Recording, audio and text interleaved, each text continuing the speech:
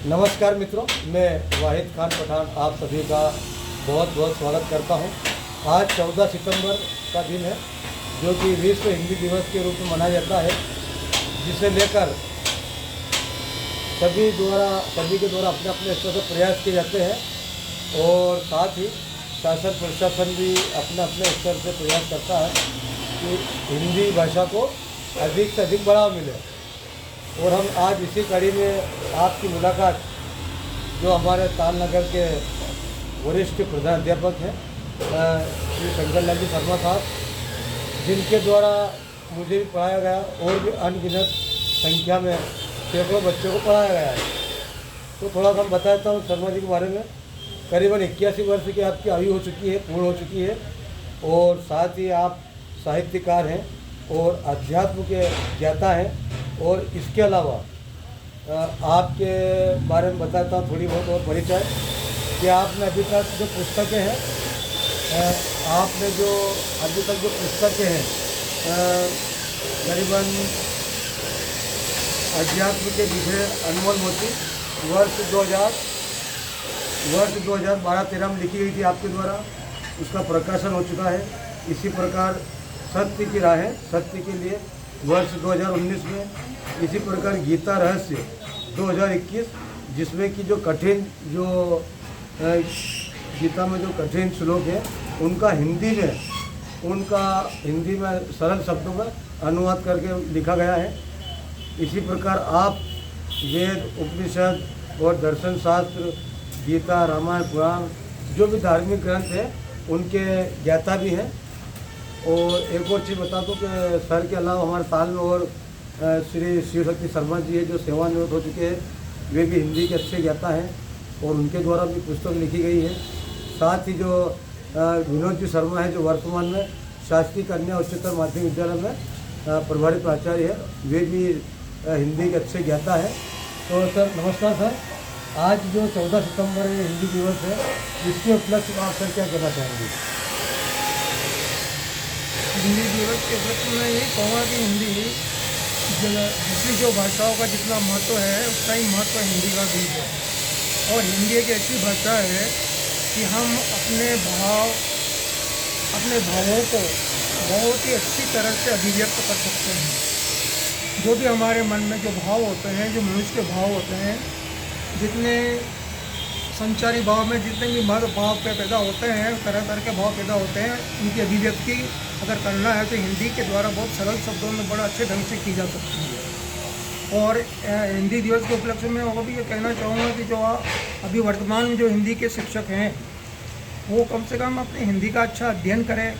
प्रायः देखा जाता है कि छोटी छोटी बहुत त्रुटियाँ आती है, जो छोटी बड़ी मात्राओं की गलतियाँ आती है, हिंदी ठीक से लिख नहीं पाते हैं।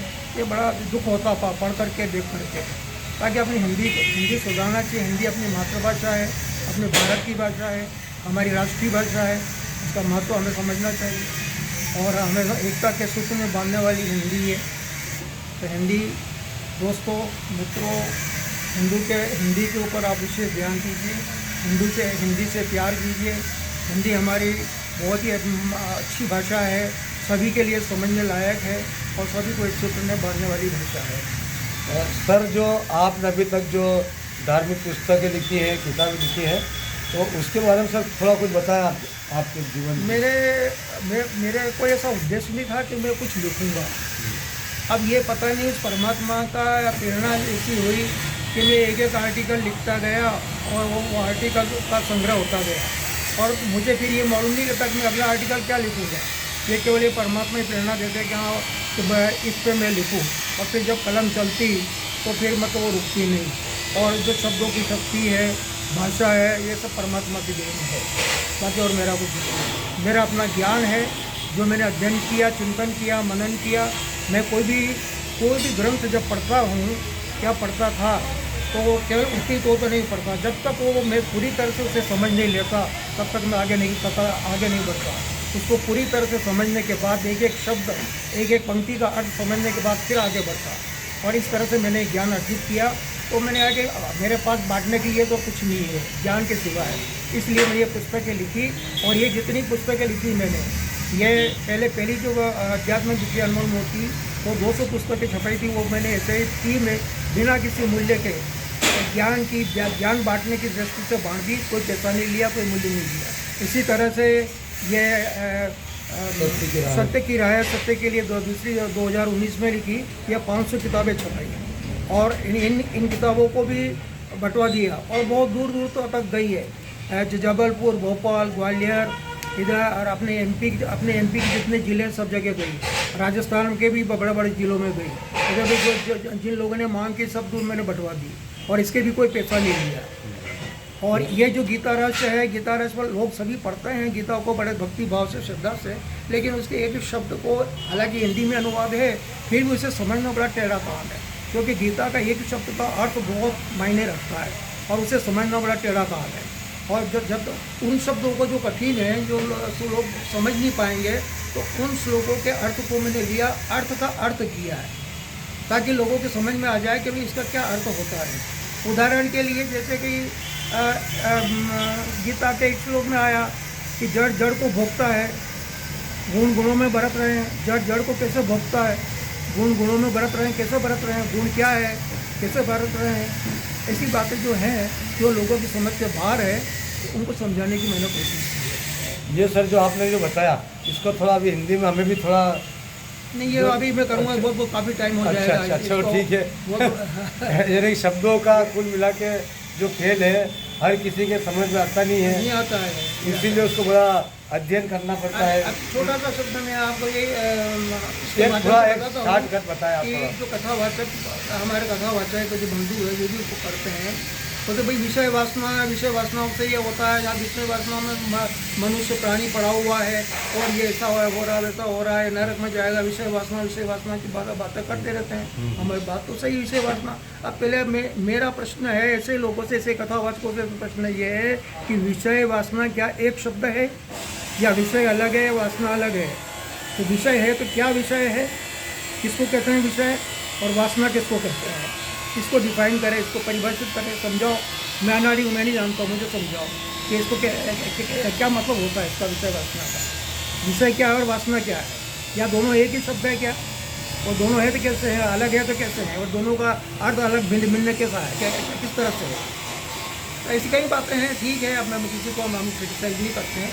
ज्ञान है, ज्ञान सबका ज्ञान अलग अलग होता है। हमने जो ज्ञान प्राप्त किया है हम अपने हिसाब से डिफाइन करते हैं। हाँ, लेकिन कोई जो ज्ञानी होता है और अगर वो बैठते हैं, बात करता है, सत्संग करता है, तो मज़ा आता है बात करने का। अब जो नहीं समझे, अब उनके सामने अगर ऐसे हाई लेवल की बातें करें तो क्या समझेंगे? इसलिए क्या है कि ठीक है, ये तो इस भाई ने बुला लिया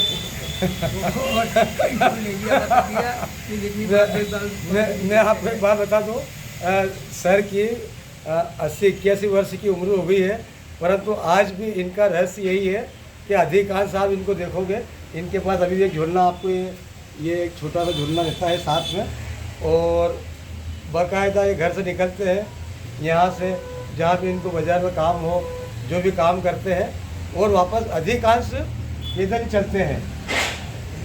हाँ, ये भाई मेरा सिद्धांत है कि मैं पब्लिसिटी में ज़रा भी विश्वास नहीं करता।